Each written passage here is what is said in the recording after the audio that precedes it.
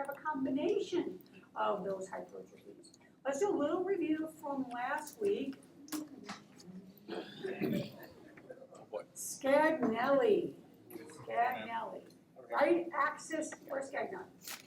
Okay, so right axis deviation. In right axis deviation, what QRS pattern would you see? D, so negatively 1 and positively negative. Everybody agree? So -1, positive, right axis deviation. Here you go, sir.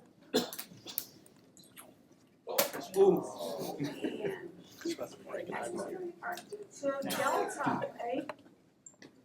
What about Diaz? Victor Diaz? Okay, sir. What do you think? What axis do we have going on here?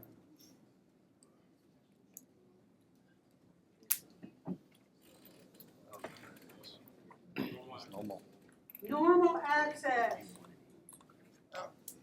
Normal axis, right? So up and up, we're looking 1. We're looking at AVF. We are up in both of those. That is normal axis. What if we're down in both? Extreme right. That's not good. Something's wrong. Something very, very wrong. Extreme right axis. All right, really good. We're going to continue on with our deliberate approach to reading these EKGs. That's great. We have the rhythm and all the things that are associated with that rhythm. Okay. Axis. We're going to use lead 1 and we're going to use lead 8. And then we have hypertrophy is the next thing we need to look at. Don't forget though, when you're looking at your rhythm, don't forget to look for your bundle branch box. Remember, bundle branch box, right bundle branch box is going to give you those gravity years. Look, I know you see that in V1 and V2. Wide QRS, but kind of borderline right at that 3 boxes or so, and then that R prime that we'll see in V1, V2. We also typically will see kind of a wider pass wave in V1, lead 1 and 5 or 6, 5 or 6. And then left bundle is going to be diffusely wide. So if you look at all the leads, and we're sort of time in a left bundle, pretty much every QRS complex on the EKG is going to be wide. And that, definitely that 3 boxes or greater. So don't forget to pull that into your rhythm, and then think about the underlying etiologies that cause those bundle branch boxes. So on hypertrophy, we're thinking about that cardiac muscle is getting thicker for some reason. It could be the atrium, it could be the ventricle, it could be a combination of both of those. And this thickening ultimately can lead to physiologic changes and can lead to clinical presentation. So clinical presentation for these patients, chest pain, short of breath, dizziness, oftentimes exertional symptoms, not necessarily symptoms that are at rest. And we think about muscles as being good, right? So the bigger the heart is, the bigger the heart muscle is, the better it should perform. But that's really not the case with the cardiomyocytes and the cardiac muscle. With the cardiac muscle, the bigger it gets, the stiffer it gets. And so then it really can't produce or doesn't have good outflow to the rest of the body, which ultimately what causes these patients to have these signs and symptoms. And again, use the exertional because that's when we're expecting that increase in outflow, but the body just can't accommodate that. We can see changes on the ECG oftentimes before these patients have symptoms, okay, or significant symptoms. And that's what we're going to focus on the EKG changes. Now, sometimes they'll come in, they'll have this chest pain, shortness of breath, dizziness, you'll get a chest x-ray on them. And you should learn about this in radiology. So any evidence of enlargement of the heart is indicated by the increased cardiac silhouette. Normally, the cardiac silhouette is less than half of the diameter of the chest. But when we have an enlarged cardiac silhouette, it is certainly concerning for hypertrophy, usually left ventricular hypertrophy is what we're going to see. We can see on this picture here, half of the diameter of the chest is indicated by this top line, so the heart should not be bigger than that. But here, this heart covers, half of this side and the majority of the left side as well. So very large heart. So atrial enlargement. Let me remind you what a normal P wave should be. We know the normal P wave represents atrial depolarization on the right and the left atrium. The initial part of that P wave is going to be the right atrium that's depolarizing, and the latter part is going to be left, just like we see with the QRS complex. QRS complex, right, will depolarize first, and then left, or we'll see that. But because they depolarize almost simultaneously, the P wave that we normally will see would just be a nice rounded P wave. But if we have something going on that is changing this depolarization, where they're no longer depolarizing at exactly the same time, we're going to see that in our P wave. Usually it's our first normal positive inflection that we'll see on our ECG wave. The majority of leads are going to have an upright P wave. We know AVR, everything is opposite, so AVR typically has an inverted P wave. And then really the P wave can be variable in leads 3, AV1, and V1 and AVL as well. So we could have inverted, it could be flat. Our normal amplitude P wave, 0.5 to 2.5 millimeters. Amplitude meaning height. So it should not be greater than, higher than 2.5 small boxes. And then duration, the width should not be greater than 0.12 seconds or 3 small boxes. If we are looking for hypertrophy, the best leads to look for hypertrophy is going to be lead 2 and V1. You can certainly see changes in other leads like 3 and AVF and sometimes even in V2. But the primary leads that we focus on are leads 2 and V1. That means that abnormal P waves, if it's greater than 2.5, that would be abnormal. If it's wider than 0.12 or 3 small boxes, that would be abnormal. If we have biphasic, okay, biphasic means it goes up and below the baseline. It depends on what we're seeing in that biphasic P wave. If it's more positive and negative versus more negative and positive, it could indicate right atrial or left atrial enlargement. If we have a notched P wave, so a P wave comes up here, comes down a little bit, and then goes back up, it's a notched P wave, that is concerning probably for left atrial enlargement. And if we don't see a P wave at all, that means depolarization is coming from below the atrium. Because even if the atrium is fired at all, it may not be the SA node, but if the atrium is fired at all, we're going to see some sort of P wave. So if you have no P wave, the atria are not depolarizing.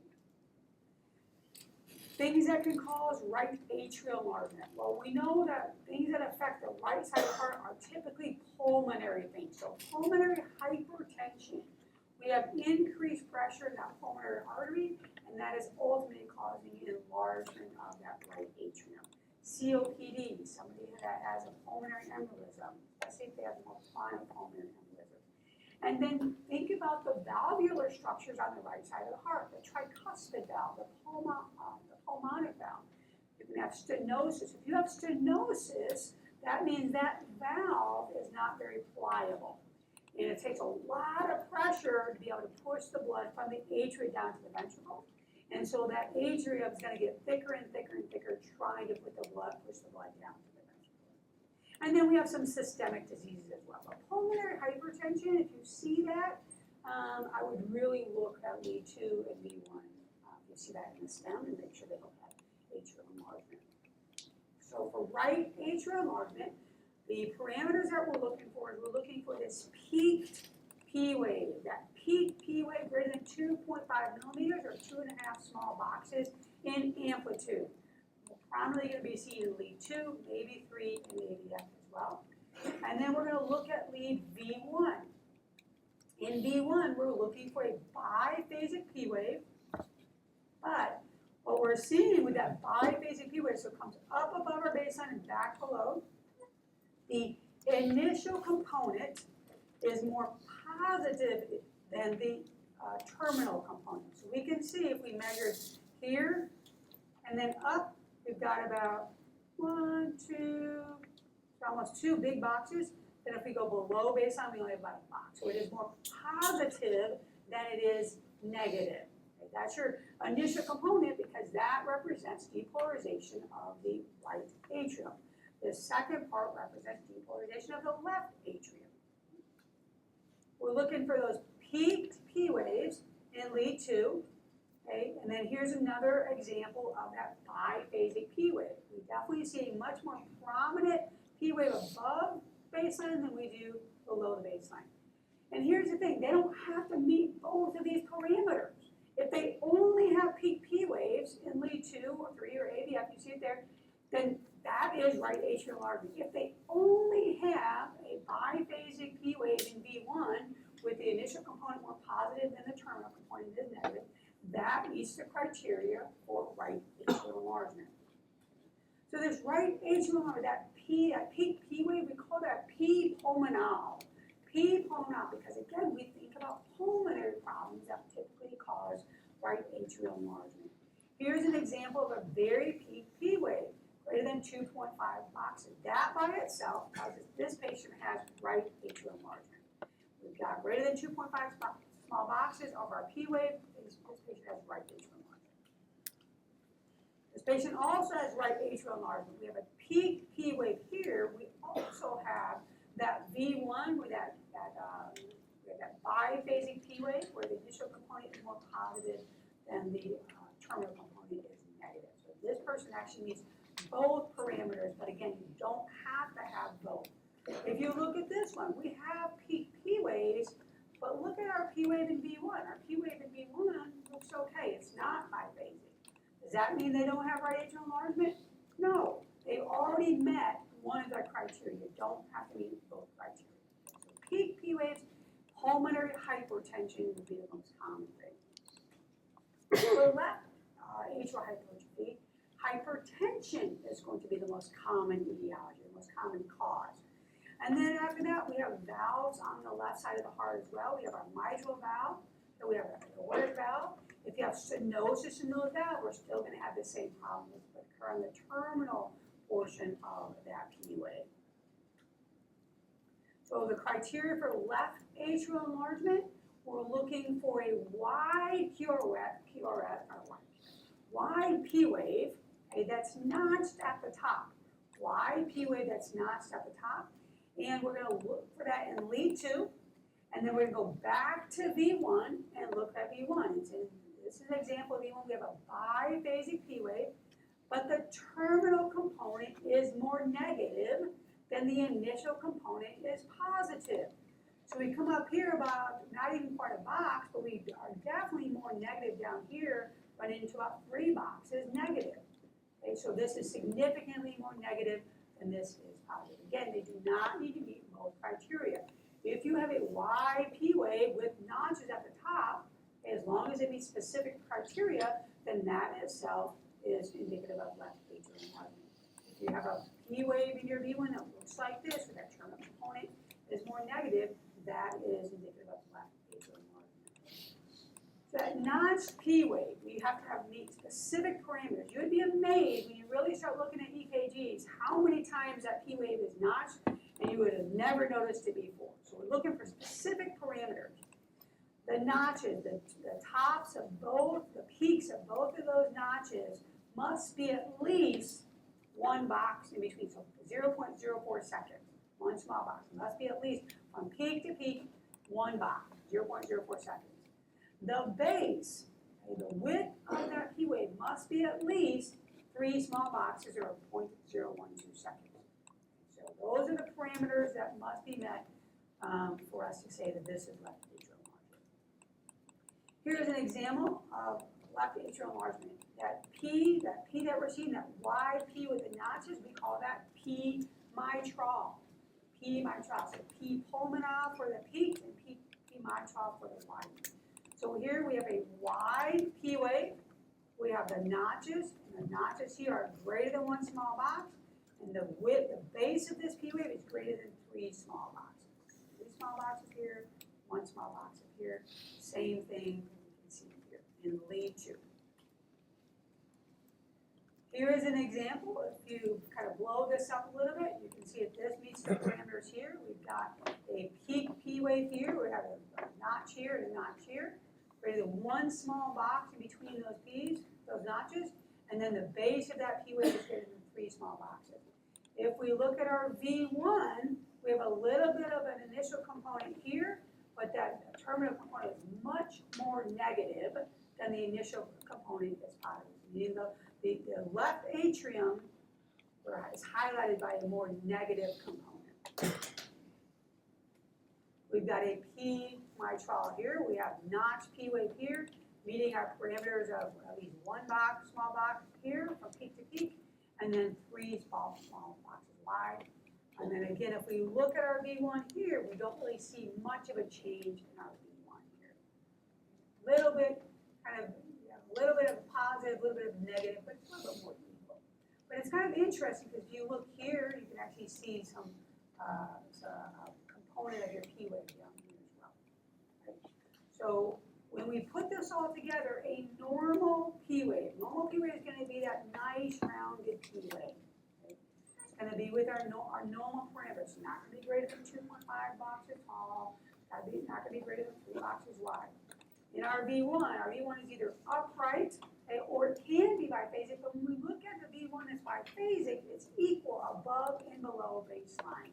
Okay, so we don't have a more prominent initial component or a more prominent terminal component. They're equal above and below. For our right atrial enlargement, we look for that peaked P wave, okay, in lead 2, and then that biphasic P wave in V1 that is more positive than it is negative. Left atrial enlargement, we're looking for the notching, greater than 1 small box in between the peaks, and then the base of that is going to be greater than 3 small boxes. And the negative component, the terminal component, is going to be more negative. Sometimes you'll see a combination of right and left atrial enlargement. I wouldn't really focus on that. Sometimes you'll see that. Someone has pretty significant ventricular hypertrophy that will cause that problem in both ventricles. All right, so that's how you got to know for the atrial enlargement. We're looking at lead 2, we're looking at V1. We're thinking about pulmonary hypertension for right, we're thinking about regular hypertension for left. Okay, is it peaked, okay, or is it wide? If it's wide with notching, that's left. If it's peaked, we're going to think about that as right atrial enlargement. So for a ventricular enlargement, right ventricular hypertrophy, okay, often caused by pulmonary issues, pulmonary hypertension, COPD, okay, certainly valvular disease on the right side as well, and even something like mitral stenosis, kind of more indirectly though, right? Because mitral, if you're having a hard time pushing against the mitral valve, that's all going to backflow up into the lungs, and that's going to cause issues with the right side of the heart. Right? So it's indirectly, but still can cause an issue.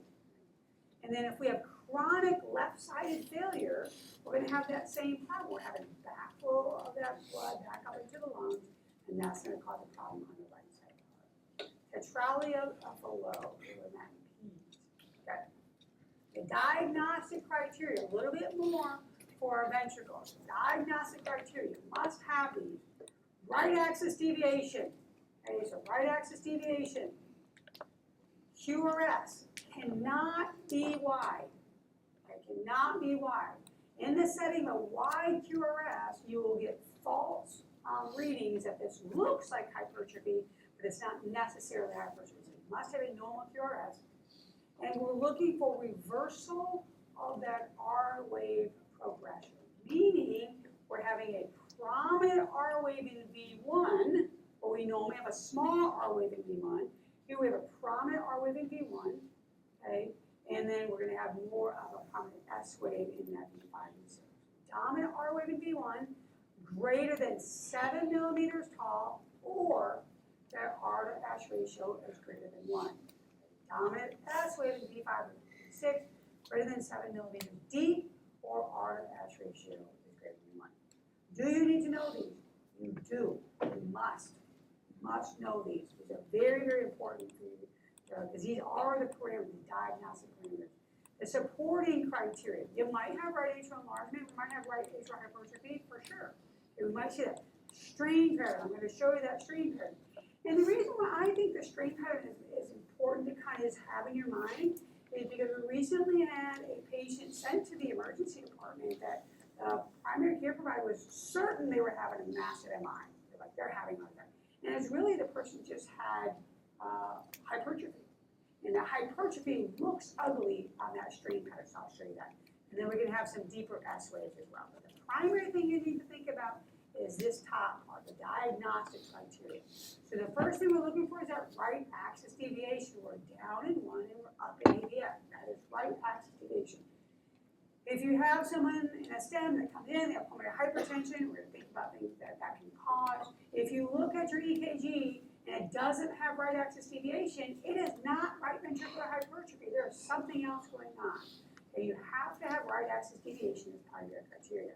We're looking for reversal of that R wave progression. Here we're looking for that dominant R wave in V1 greater than 7 millimeters, or the R to S ratio is greater than 1, and that dominant S wave in V5, V6.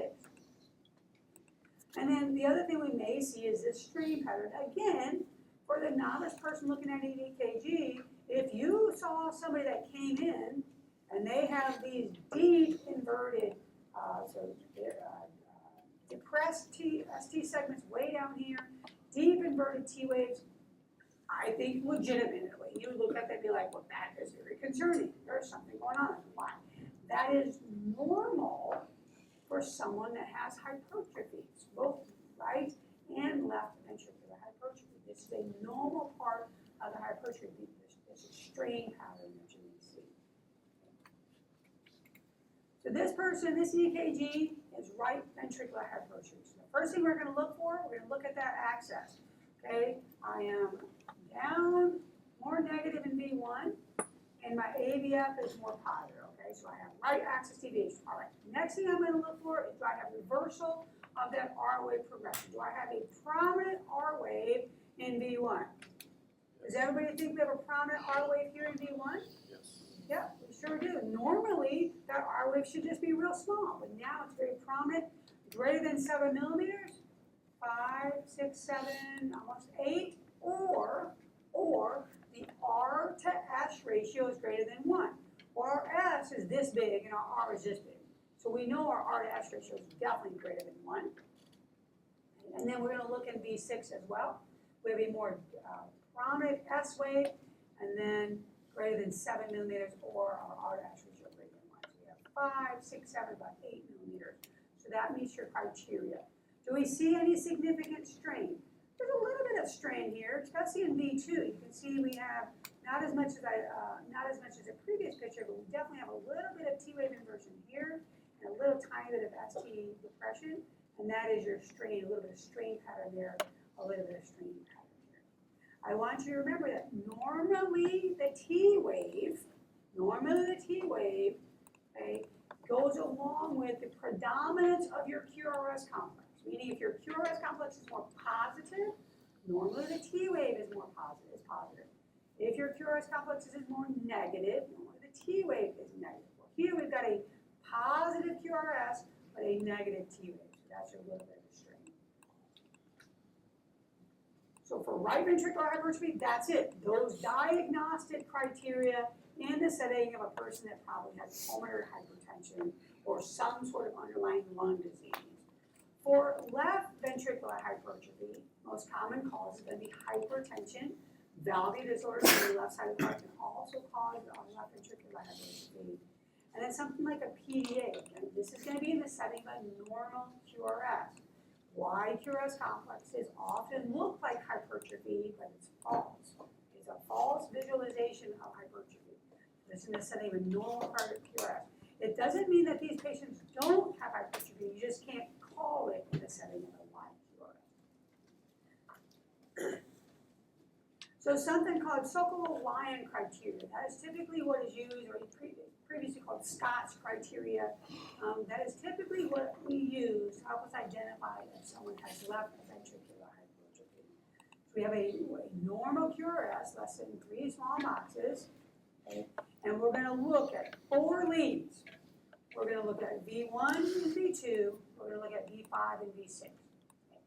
Between V1 and V2, we are going to choose the lead that has the deepest S wave. So if you look at V1, and V1 has an S wave that goes down 6 boxes, and you look at V2, and you have an S wave that goes deep down to 8 boxes, you're going to choose V2. Say, okay, that's the deepest one. We're going to look over at V5 and V6. In V5 and V6, we're going to choose the QRS complex, that R wave, that is the tallest. Same thing. I'm looking at V5, it's got an R wave of 20. I look at V6, it's got an R wave of 18. I'm choosing V5. Now, what I'm going to do is I'm going to take the one that had the deepest S wave and the one that had the tallest R wave, and I'm going to add those boxes together. Okay? I'm going to add those boxes together. When I add those boxes together, if it is greater than 35 millimeters or 35 boxes, that is left ventricular hypertrophy. Greater than 35 millimeters or 35 boxes, that's left ventricular hypertrophy. If I have an R wave in V5 or V6, it's greater than 26 millimeters, that's also left ventricular hypertrophy. And guess what? All of these are also criteria for left ventricular hypertrophy. Okay? Now, I will tell you, you don't have to memorize all of these. But what you do need to know is this Sokolow-Lyon criteria. Sokolow-Lyon criteria. I mean, seriously, if you look at any EKG and you've got an S wave that looks like that, well, that's a problem. And that's a very, very, very deep R wave. If you have an R wave that fills up most of your page, that's a problem. Yeah, there's something going on. You got a big muscle there, right? So don't memorize this criteria. These are certainly criteria, but I would expect that when you're looking at these EKGs, if you don't, one of the things that I have known for 30 plus years is this Sokolow-Lyon criteria. So just know that. That'll be the criteria that you can use. And if that's positive, then they have LVH. Okay. So we can also see that strain pattern with left ventricular hypertrophy. With right ventricular hypertrophy, that strain pattern is normally going to be in V1, V2 or so, okay, maybe even down to V3. With left ventricular hypertrophy, we can see it more in those lateral leads, 1, LDL, V5, and V6. And it's going to be that same depression that we saw with that T-wave inversion. So we know our ST segment is down here. We've got a little bit of a cove segment here, comes down, or inverted T-wave, and then back up to our baseline. That is indicative of strain pattern specifically associated with left ventricular hypertrophy. So if we look here at this EKG, okay, again, using just the Sokolow-Lyon criteria, what we're going to do is we're going to identify between V1 and V2. Okay, that's the first thing we're going to look at, V1 and V2. Which one of those leads has the deepest S wave? V2. And if we were to add up, look at V2 comes all the way down into V3. Well, that should be your first one. You're like, oh, that's pretty deep. Okay.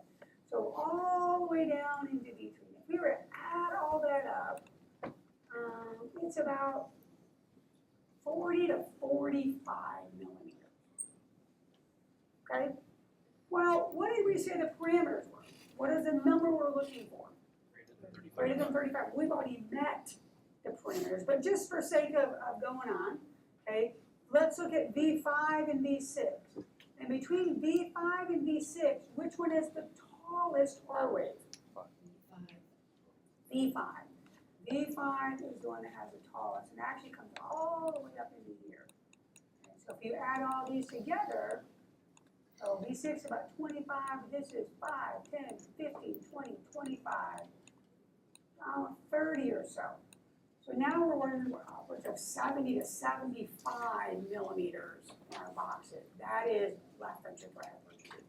The other thing that we'll see on this EKG is we have a little bit of strain pattern here. A little bit of strain pattern here in V5, V6, very minimal strain pattern here. But again, we have an upright QRS complex, so we would think that T wave should be nice and upright here, but kind of inverted a little bit here. So a little bit of strain pattern that's associated with this, very large, very deep S waves and very tall R waves. Left ventricular hypertrophy, we do the same thing. You look at V1 and V2, and you identify which one is deeper. V2 is deeper. If we count these boxes, 5, 10, 15, 20, about 25 boxes deep. Here we only have about 5, 10, 15, maybe 20. So 25 boxes here. Okay, and then what about if we look through V5 and V6? Which one of these is taller?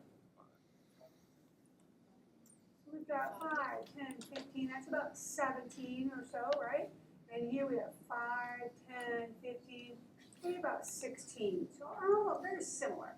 But if we have 25 here, okay, and we have 17 or so here, those add together about 43 or so. So that still meets our parameters, our criteria for left ventricular hypertrophy. So V1, V2, V5, V6. V1, V2, V5, V6. Choose the deepest S, the tallest R, add those boxes together, greater than 35, that's your LVH. There's a lot of other criteria, but that's what you need to know for a VHH. No strain pattern here to see. Got that, and then that adds up. Okay? Alrighty, so let's do a little skills and then we'll move on. Hansen, Christopher Hansen. Okay, sir. What do you think is going on here? We're going to focus on hypertrophy, atrial or ventricular. What do you think this is?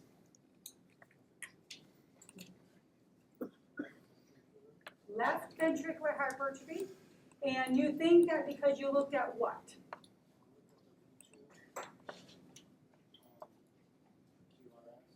V1, V2, and then,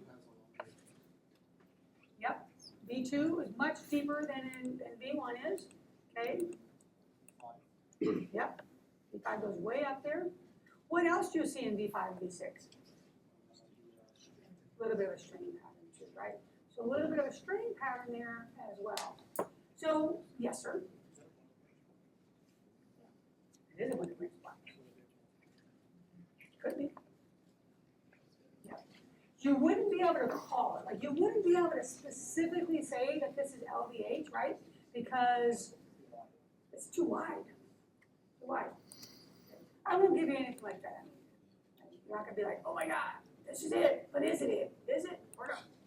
But yeah, if you have the setting this wide, this is right at about 3 boxes, right? Right at about 3 boxes. All right. George, Philip George. Okay, sir, what do you think you have going on here?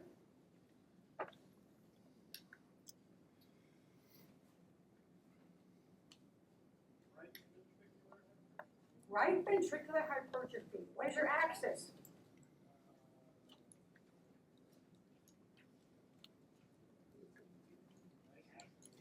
Must be, have to be. Has to be right axis. If you don't have right axis, you can't have RVH. But one of the things that really stands out to me on this, initially when you look at it, is we can see that pretty significant strain pattern. Okay, we can see this strain pattern here and here. So that may be something that you notice, like, oh, wait a minute, why am I seeing that? Is this like ischemia, or is this in the setting of ventricular hypertrophy? So you've got right axis deviation. What about V1? What do you think about V1?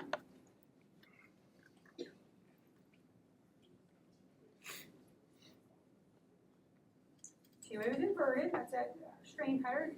But should we have a prominent R wave in V1? No. So that's another one of our parameters, right? We have a prominent R wave in V1, greater than 7 millimeters, greater than 7 millimeters, or R to S ratio greater than 1. So we've got right axis deviation, prominent R wave, or reversal of the R wave progression. Look down there in V5, V6, you've got that prominent S wave, okay? And then we do have this additional stream. That is right ventricular hypertrophy. Smith, Ian Smith. Okay, sir, what do you think is going on here?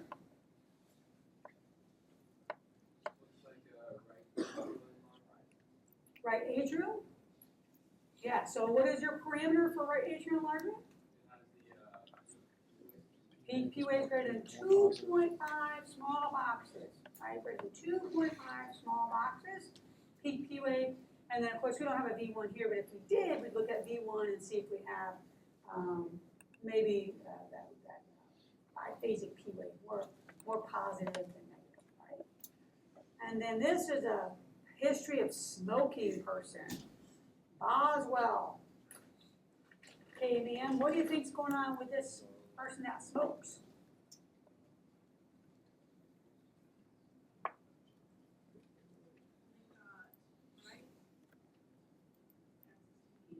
Yep.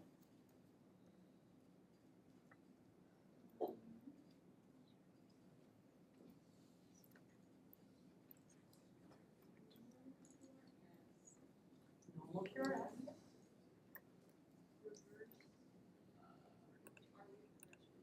That's right. Okay, and a little bit of strain pattern, right? A little bit of strain pattern there. Not tremendous amount, but a little bit in that V2, a little bit in V1. So this person has right ventricular hypertrophy. All the criteria, yes, sir. So ma'am, if we're looking for biphasic, which lead are we specifically looking at for that? V1. V1. V1. Is the one that So both of these will be lead 2 and V1 for your atrial enlargement. So on this one, you see that biphasic P wave there, right here. But when you look at this biphasic P wave, what do you notice about this? Is it equal? Does it look pretty equal as it goes above and below that baseline? For me, if I'm looking at it, it looks like it starts high and it ends low, and that makes me think left, but I don't know, maybe I'm looking at it wrong. Well, can you have left atrial enlargement and right ventricular hypertrophy? Sure. Yes. Yeah, you can. So you can have any combination of these things. They depend on what the underlying cause is. Maybe you can have any combination of these things. And this would be the time that you would pull out your calipers. Because you're like, I don't know, so I put my caliper on peak, I'd go down to the baseline. And I would take that same thing and move it down to that negative component and say, where am I at here? Like, is there any indication that this is in fact left atrial enlargement as well? All right, very good. So that is all we have for hypertrophy. Now we go into the really fun stuff, infarct. What do you call two surgeons reading an EKG? Lost. A double-blind study. I like to say orthopedic surgeons. Yeah, are you doing ortho yet? Yeah. Yes. You gotta tell him that. Sir, what do you call two orthopedic surgeons? But I think he knows the answer. He'll be like, oh yeah, that's totally true. All right, infarction. Great rhythm axis hypertrophy infarction. Now, does that mean that we haven't even looked for infarction yet? We looked for infarction a long time ago. We looked for infarction in our rhythm section. When we went in that bottom area, we're looking for the rate. We looked to see if it was regular, the rhythm was regular or irregular. Okay, we looked for our QRS complexes, P waves, and then we put our eyes up to the rest of the EKG, and we looked for 1, AVL, 5, V5, V6. We looked for 2, 3, AVL, V1, V2, V3, V4. We put those things together, we looked for this elevation already. Okay? But now it's time to decide, do we in fact have infarction, and okay, what other supporting changes might I see that definitely say that this is infarction? Because there are things that cause ST elevation that are not infarction, something like pericarditis, benign early repolarization, that can cause ST elevation, but not infarction. So we'll talk really more in depth about infarction and some supporting criteria that you need to know about as well. When we think about infarction versus ischemia, so you might see different changes representing one or the other. So ischemia, remember, is tissue that has decreased oxygen supply. Infarction is dead tissue. So indication that you have decreased oxygen supply might be something like inverted T wave. Now there are a lot of things that cause inverted T wave. Usually electrolyte derangement, like potassium problems, can cause inverted T waves as well. So inverted T waves are typically not normal unless the primary portion of that QRS complex is negative. Then you can see that. Okay. ST segment elevation. ST segment elevation, we get concerned about the fact that these patients are actually infarcting or infarcted, dead tissue. Okay. ST segment depression. depression can be seen in ischemia, but it can also be seen in infarction. And usually in the setting of infarction, we're seeing ST segment depression opposite the area of the infarct. And then we're also looking for Q wave. We know we have significant and insignificant, or pathologic and non-pathologic Q waves. So pathologic Q waves, if they're wide, greater than one small box wide, if they're deep, especially two contiguous leads.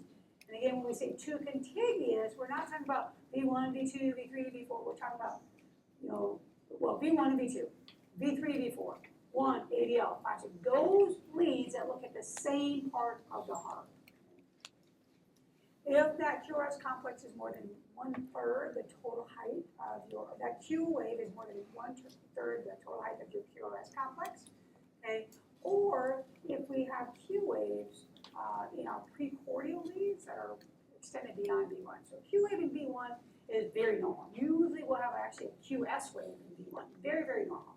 But when we start to extend beyond that V1, we get much more concerned that this is a pathologic Q wave. According to the American College of Cardiology, American Heart Association, these are the criteria that we use to indicate if someone is having an ST segment elevation, like a STEMI is what we call it. Okay, so for men, looking at V2, V3, if they have ST segment elevation greater than or equal to 2 millimeters or 2 small boxes, okay, that is criteria for ST segment elevation, like a STEMI. Women, they only need 1.5, just 1.5 small boxes.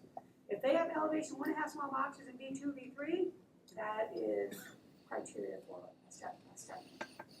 Now, when we look at all the other leads, okay, we only need 1 small box at elevation. 1 small box at elevation. And you would be much better off overcalling than undercalling. Okay? I don't know, I've got this two boxes, it's 1.5 in female, I've got these other contiguous leads. So let's say I looked at V2. And in V2, I said, yep, I've got my greater than female, I got greater than 1.5 box. Well, I'm gonna look over in 2, 3 in AVF too. I'm saying, I got 1 millimeter over here, I'm looking at my lateral leads, so I got 1 millimeter over here. Do I have anything else in the contiguous leads, okay, that have greater than 1 millimeter? If so, I'm calling it. And if I'm wrong, then I'm wrong. Okay, but I'm gonna call it. The majority of the times, I wouldn't say majority, but up to probably at least 30% of the times, even in the ER, we have skilled people that look at EKGs all the time. We'll call STEMI, and cardiology will come down to that, nah, it's not STEMI. But you gotta call it, okay? When you're in the clinics, you've got to call it because now these patients got to get somewhere. They got to get out of there fast, right? So you got to call it so we can get ambulance there, we can get them to the nearest ER and get them to the consultants that they need to see. When we initially look at these changes that we're going to see on the EKG, okay, so the normal QRS complexes are normal ST segment. You can see our ST segment, our J point is right at baseline, no elevation. In the first couple of hours, we're going to start seeing this acute ST segment elevation. Here's the deal. A lot of these patients don't come in the first couple of hours. They think it's indigestion, it's this, it's that, all these things, but it's definitely not a heart attack. So they oftentimes don't come in where we can see these very obvious elevations in J1. Now, when we think about 6 or 7 hours later, maybe 4 to 6 hours later, we're going to start seeing the development of those Q waves. We can still see we still have some ST segment elevation here as well. We've got the development of those Q waves. In a couple of days, we have that Q wave that is still there. Now we're starting to see some significant T wave inversions. So if these patients don't come in for a couple of days, this might be what you're seeing. But what you notice is that deep Q wave. And then for weeks and then on, these Q waves are going to persist. You will always have a Q wave afterwards. So again, we talked about this previously, we talked about Q waves. Sometimes patients come in, we do an EKG and we see these Q waves, and we say, have you ever had a heart attack? And they're like, No, not that I know of. Yes, they probably did. They probably did, especially if we have these Q rays. We need to know the area of the heart that is involved. And we beat this to yes, so you should know these, but we've got 2, 3 navia that tells us about the inferior portion of the heart. Our septal portion, B1 and B2. So if we have elevation in that area, we think about septal EI, septal infarct. V3 and V4 is going to be more anterior, and then lateral is 1, AVL 5, 6. What we don't see on here, we don't see right, and we don't see posterior. We don't see right, we don't see posterior, because there's nothing that directly looks at the right. We get a little bit from AVR, but nothing that looks really good at the right. And there's nothing that looks directly at the posterior portion of the heart. But people can have infarcts in those areas. So I'll tell you about some clues, some changes that will clue into the fact that those are parts of the heart that are affected. The other thing that we need to think about is when we do have changes in B3 and B4, what vessel does that indicate there's a problem with? So B3, B4, LAD. LAD lesions are bad. LAD lesions are bad. Do you know what else we call LAD lesions? Widowmaker. Okay, now that could be good or bad.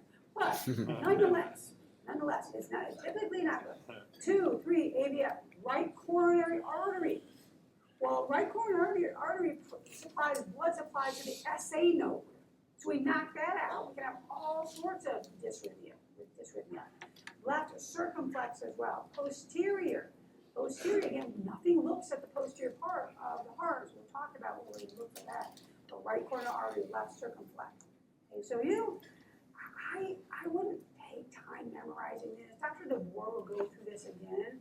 I just think this is a really good slide because when we think about what lesion we have and where we have that lesion, it kind of just brings like, oh yeah, that totally makes sense.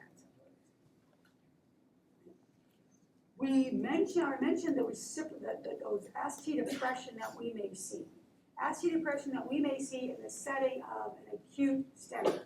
That ST depression is on the opposite part of the heart. It's called reciprocal changes.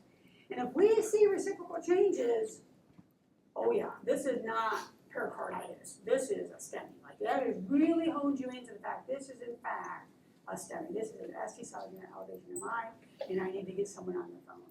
So we have this mnemonic that you may want to use to help us remember these reciprocal changes. If we have it's called PALS. So if we have a posterior MI,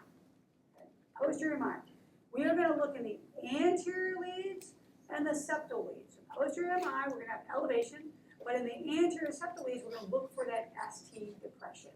If we have a problem in the anterior, we have ST segment elevation, we're going to look in the posterior and the inferior leads for that ST depression. Okay, inferior, anterior, lateral, so you guys can read that. You put that on your piece of paper and you're going to go around in a circle. If I got this, then I'm looking here. If I have this, then I'm looking here for those reciprocal changes. We see those reciprocal changes. This is a STEMI until the cardiologist tells you it's not. All right, let's take a break.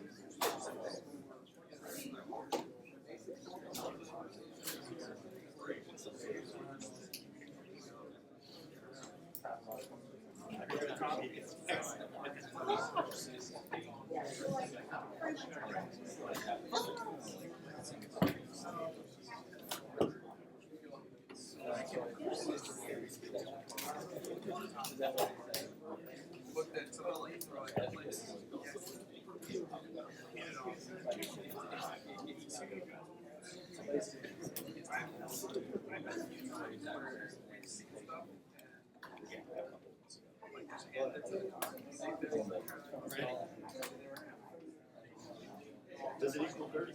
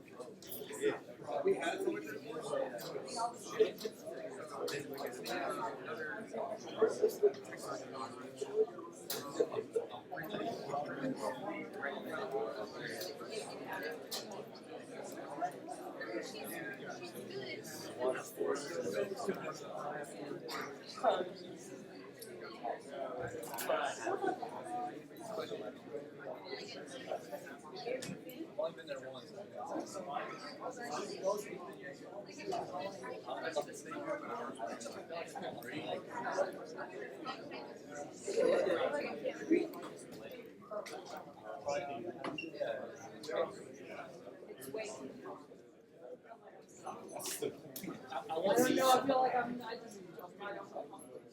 would rather go on a run.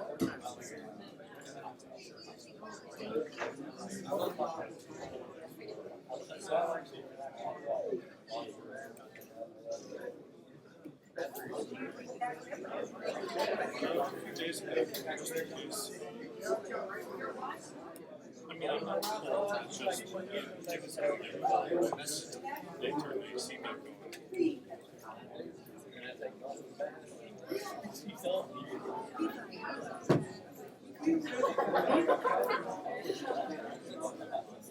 receptor muscle.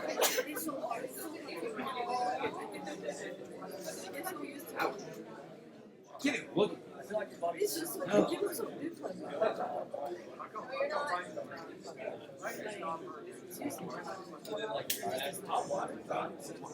up one morning, smeared on a pillow. Sad day. Little bit extra.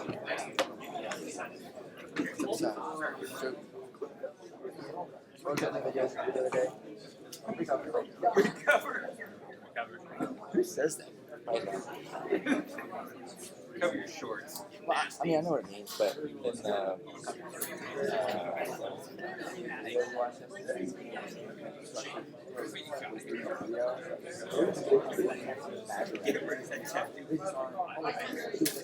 Let's pick that again for this day.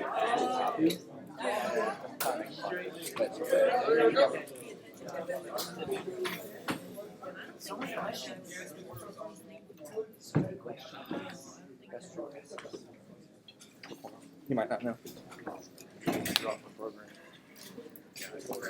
They would find something like they're just like no, these haven't been calibrated in years, so like okay. Reciprocal changes that we may see on EKG. Reciprocal changes. If we look at this EKG, we can see that we have a little bit of elevation, ST segment elevation here in V2, a little bit here in V3, V4, a little bit here in 1, a little bit here. So this person here is having a very significant MI. Anterior septal lateral MI. Anterior septal lateral MI. If we use that Pale's mnemonic, we say, okay, anterior, okay, actually, posterior or inferior. Okay, I'm gonna look at the inferior. Well, let's look at the inferior. We can see depression in 2, in 3, those are reciprocal changes. Okay.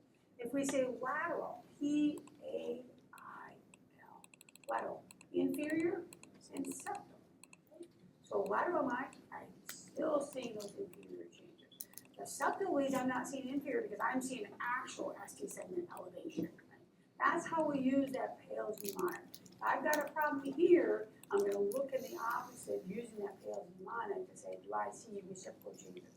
Because if you have an otherwise healthy, I'm going to go with the age of 30, 30-year-old person come in. It is not very likely they have a STEM. It's not, but it is not impossible. It is not impossible, especially if they're doing cocaine.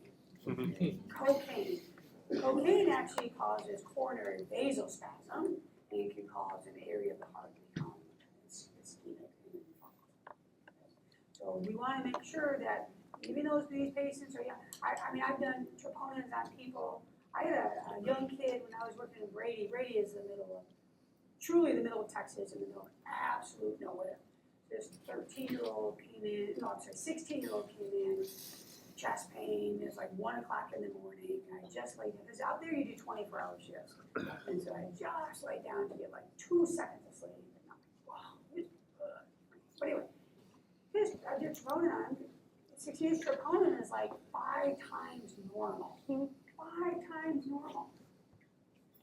And so then you're like, oh crap, right? So these basic EKG looked normal though. You're like, what do you think he was doing? Cocaine. No, not that. I think he was huffing. I think really he was huffing. And that's what his mom was like, I don't know, he was just having this dizziness and this chest pain. I think he was huffing. That's what it was. But regardless of the age, you're going to do the troponin, you're going to do the EKG, and make sure we don't see it, because even young people can have disease that they don't know about. Someone goes to the doctor, they don't know their family history. Someone died with sudden cardiac death, or massive MI. So we're going to look for those reciprocal changes. If we have someone that comes in, they've got chest pain, they've got short swell, we're getting our EKG, and we notice that they have ST segment elevation in V3, V4. V3, V4 leads us to believe that the anterior portion of the heart is involved. Now, oftentimes, if the anterior portion of the heart is involved, we often we'll get changes or extension of that infarct to lateral leads as well and septal leads. So it's not unusual to get this multi-level infarct in different areas of the heart. But if we have those anterior changes that we see here, V3, V4, we're going to look for those reciprocal changes by our pales. We're going to look in our posterior leads, which are actually looking at V1, V2, and then we're going to look at our inferior leads for those that ST segment depression. And again, don't forget, you got to know that criteria. V2, V3, we're thinking about 1.5 boxes for females, 2 boxes for males, 2 small boxes for males, 1.5 for females, 2 small boxes. And those leads specifically, everything else, 1 small box. If we have somebody comes in and they've got chest pain, shortness of breath, we get that EKG on them, and that EKG shows ST segment elevation in 2, 3, and AVF, we are concerned that this is an inferior MI. So PAIL, so we're going to look at the anterior lead, we're going to look at the lateral leads, we're going to look for those reciprocal changes. Okay, so we've got 2, 3, and AVF here. We don't see a lot here in 1, but we definitely see some ST segment depression here at AVL, and you may not see it in every one of those lateral leads, depending on how long ago this patient's signs and symptoms started. Right? So if they come in within an hour or so, you may not see all those changes at once. You may see, that's why we repeat EKGs on these patients. Anytime you have an inferior MI, you must get a right-sided EKG. Okay, about 40% of these patients with inferior MI are going to have some sort of right coronary artery that is involved, and ultimately the right ventricle can infarct as well. 40%, that's huge. And the issue is that the right ventricle is very preload dependent. You guys haven't had a lot of cardiology yet, but one of the medications that we use when someone's coming in, they have an MI, is nitroglycerin, nitrates. Okay, nitrates are vasodilators. We're trying to just open up that vessel and push blood to the infarcted area. But if you give somebody nitro that has inferior MI with right ventricular involvement, and that right ventricle is very preload dependent, what's going to happen to them? Their blood pressure is going to tank. Their blood pressure is going to tank because that's the only thing they have left is that preload that they're getting from the right ventricle. Okay? So we don't give these folks nitrates. Usually we don't give them at all, but at least if we can get that right-sided EKG and make sure they don't have right ventricular involvement, and if we need to, we can at least consider nitrates. But prior to giving those nitrates, we must get a right-sided EKG. So right-sided EKG can be done a couple of ways. One way is you take all the leads and you invert them. So we know that we have V1, V2, V3, V4, V5, V6. We're going to switch all those. Now V1 is going to be on the left. V2 is going to be on the right. And V3 comes, now V4, then you come back with V3, and so we'll all put everything just opposite of what we would do on the left side. Everything moves over. Okay, so we're swapping V1 and V2, and everything is still fourth intercostal space, fifth intercostal space, still the same intercostal space, it's just going on the opposite side. So that's one way of doing it. But the most sensitive lead for the right ventricle is V4. V4.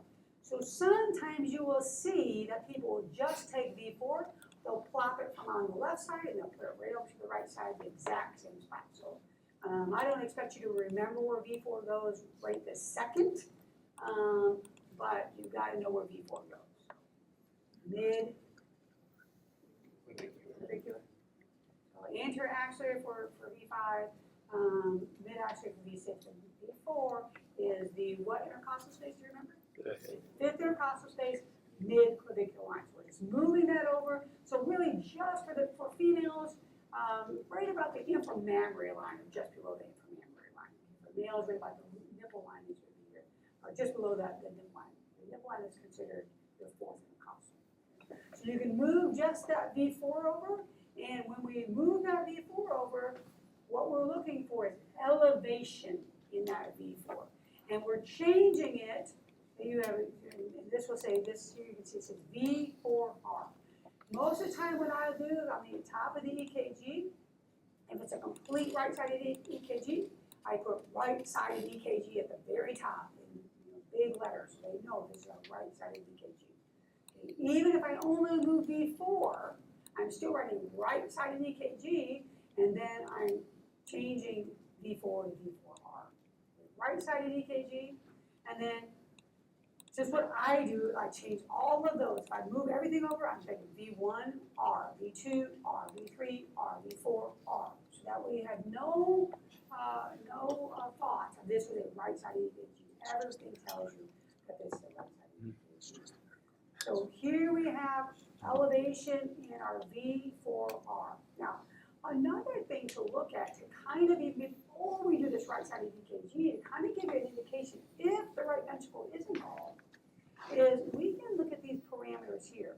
So if your ST elevation in lead 3 is greater than it is in lead 2, that's already an indication that the right ventricle is involved. That's already an indication.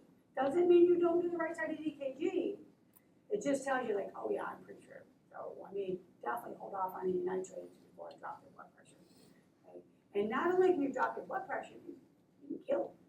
Okay? You can kill them. That's again that right ventricle is giving the push that they need. If we take that away by giving nitrates, they don't have anything that's perfusing. If someone comes in, they have chest pain, they have shortness of breath, we do an EKG, and they have ST elevation in 1, ADL, V5, V6, and it's concerning for a lateral MI. Lateral MI. Okay? And the reciprocal changes at ST depression that we may see if someone has a lateral MI. Okay, so P, A, I, L, S, inferior, and septal leads. Inferior and septal leads. We're looking for depression. So lateral MI, we've got elevation here in 1, we've got elevation in 2, ABL. Over here, a little bit up here in V5, not so much in V6, that's probably coming. But look at our inferior lead. We've got that ST segment depression in our inferior leads. And even if we look over here to our septal leads, our baseline is here. Our ST segment is way down here. Okay, so we got ST segment here and ST segment depression. Got those. It's reciprocal changes.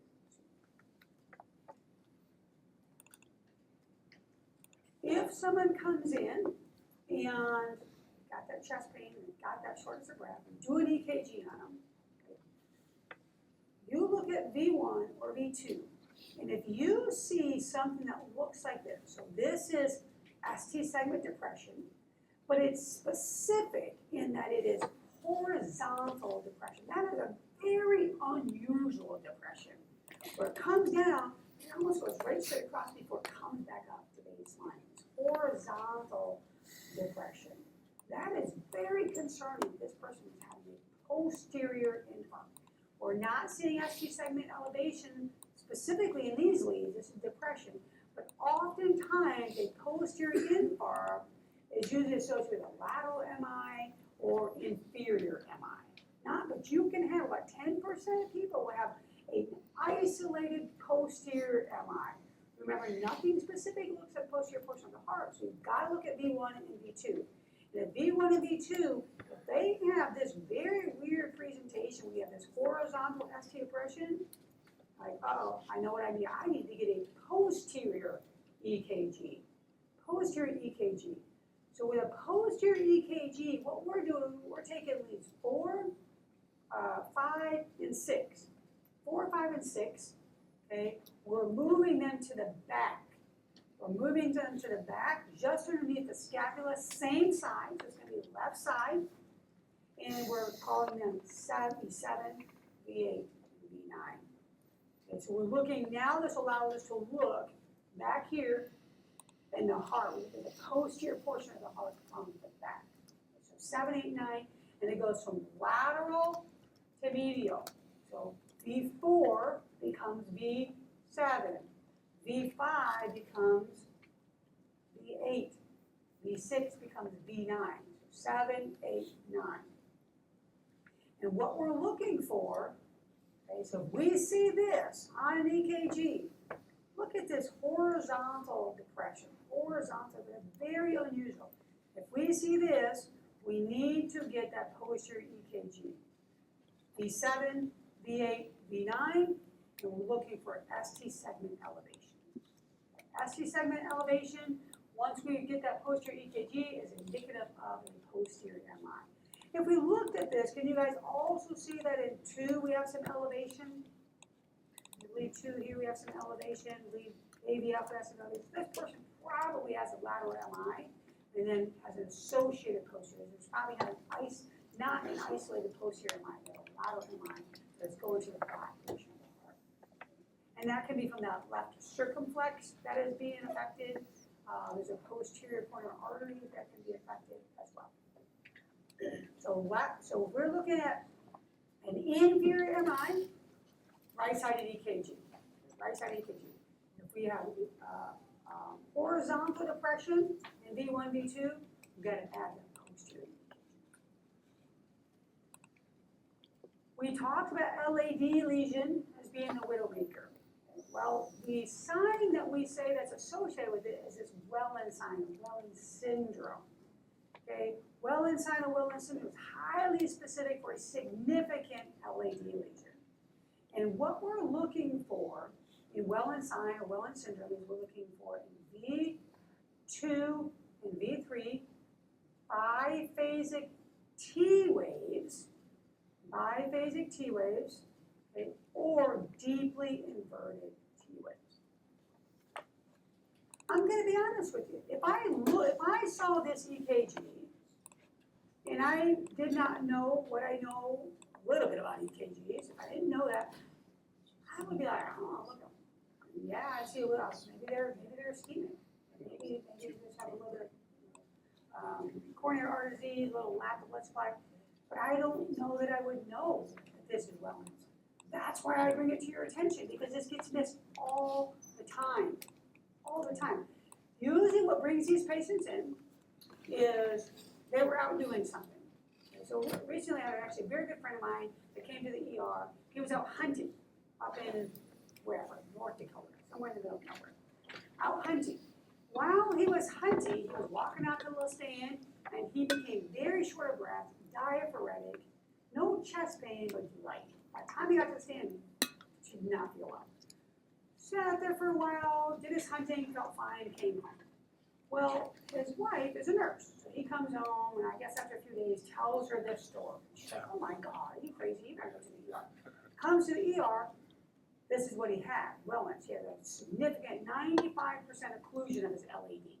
We got a stent the next day, right? But his EKG looked very similar to this, kind of nondescript. Like, if you didn't see it before, you wouldn't know it. So Wellens is something that you've got to keep in the back of your mind. It's like, why do I have these biphasic? So you can see a little bit here in V4, but a little bit here. So you have these biphasic that will come up and back down, and then these, or you could have these deep inverted.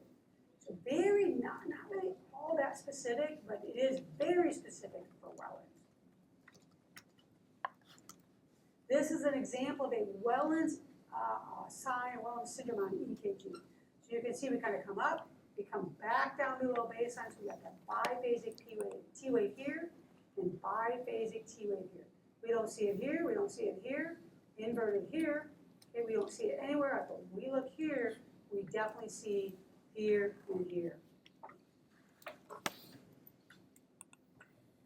Another really important set of criteria you need to know is scarbosa. Now, the good thing is we don't use scarbosa a tremendous amount. We use scarbosa in the setting of someone that has a pacemaker, ventricular pace, or someone that has a wide QRS, usually in association with a bundle branch, and oftentimes left bundle branch is what we use this for. Okay, because patients that have a left bundle branch, they have that wide QRS, and oftentimes they look like they have elevation of that ST segment at baseline. they do? So for those patients that are V-paced, okay, or have left bundle branch block, we use this Scarbosa criteria. The Scarbosa criteria, this is it's been modified a couple of times. This is the most recent modified criteria. Scarbosa criteria is one of 3 criteria, and we're looking at how many points these patients have. Greater than 3 points, 90% specific and 20% sensitive.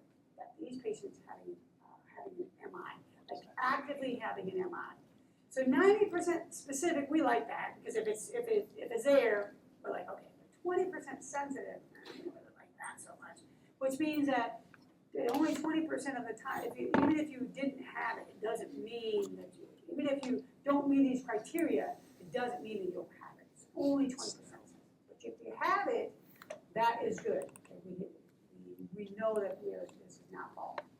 So what we're looking for is ST segment elevation, okay, in a lead that has a positive QRS, so ST segment elevation above baseline, positive QRS, that means it's concordant, they're both going in the same direction, greater than 1 millimeter in any lead.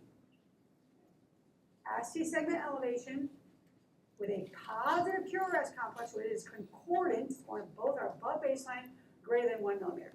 Well, we already know that criteria. What do we know that criteria from? The ACC and the AHA. They say greater than 1 millimeter ST segment. So that's nothing new to memorize. Okay, so we can do that. Okay, ST segment depression.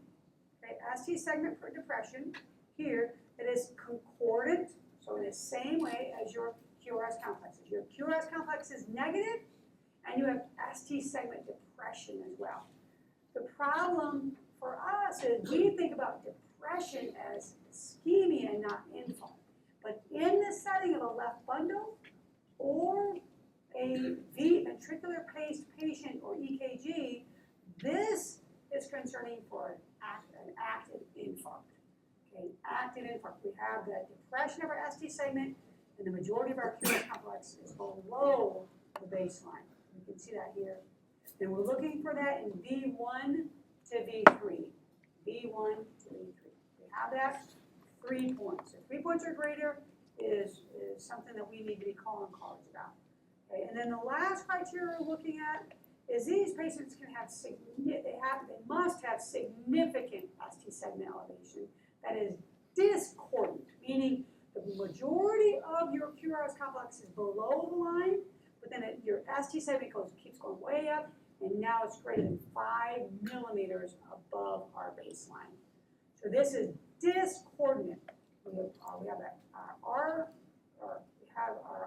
positive inflection here. We come all the way down with our S wave, and then really we should have our ST segment right here at baseline. But our ST segment, or that J point elevation, is way up here, greater than 5 millimeters above our baseline. That is concerning that these patients are actively infarcted. So yes, you also need to know these Scarbosa criteria. How do we know that someone is paced? Okay, well, they have a pacemaker here. They have a pacemaker here. Usually you can feel it, they'll tell you, but if they are not able to tell you, what you'll see on EKG that tells you if they're paced is they have these spikes right here. Pacer spike, pacer spike, pacer spike. And you know they're ventricular paced because after the pacer spike, they have a QRS complex. If they're atrial paced, you'll have a pacemaker before your P wave. Okay, but these guys are V paced. So anytime you have a ventricular pacemaker, it's going to end up being wide QRS. This person here, you would need to use these Scarbosa criteria to help identify if they're actively infarcted. So we've got the 3 criteria for ST elevation greater than 1 millimeter and any lead with a positive QRS. I have that. Okay, ST segment depression in V1, V2, or V3. Okay. Well, we can see that ST segment depression here with a negative QRS complex. Okay. Negative QRS a little bit here, but here in V2, we definitely meet that criteria. Greater than 1 millimeter, that means that in itself is positive Scarbosa, and that is 3 points. 3 points or greater is concerning for if these guys are infarcted. It would be a cardiology consult or send to ER. So just this change right here. I don't particularly like this EKG. I'm gonna actually switch it out for next time because it's really kind of borderline for a left bundle. But what I wanted to point out to you is when we're looking at this and we think about discordance, okay, we can see a little bit of discordance here where our S goes down here and our ST segment elevation is above our baseline. But remember that ST segment elevation must be 5 boxes or greater. So 5 millimeters, 5 small boxes or greater. Okay? So this person really doesn't meet the criteria because we're really at about 4 boxes or so. We want that 5 boxes or greater. We don't have ST segment, we have ST segment depression here, but we need that to be over here. And then we don't really have greater than 1 millimeter of ST segment elevation. So although this looks concerning, it doesn't meet that Scarbosa criteria. So you've got to look at your patient, what are they complaining about, and does it mean that you know, there's nothing to do? Maybe. If the person coming in clutching their chest with diaphoretic and nauseous, I'm probably still calling somebody, okay? But they don't meet the criteria. So make sure you know what the criteria are for the Scarbosa. When we think about STEMI, we're going to look for that ST elevation. We're going to look to make sure that ST elevation isn't contiguously, not diffusely throughout the EKG. Diffuse ST elevation throughout the EKG usually indicates something like a pericarditis, inflammation around the heart itself and not infarcted area.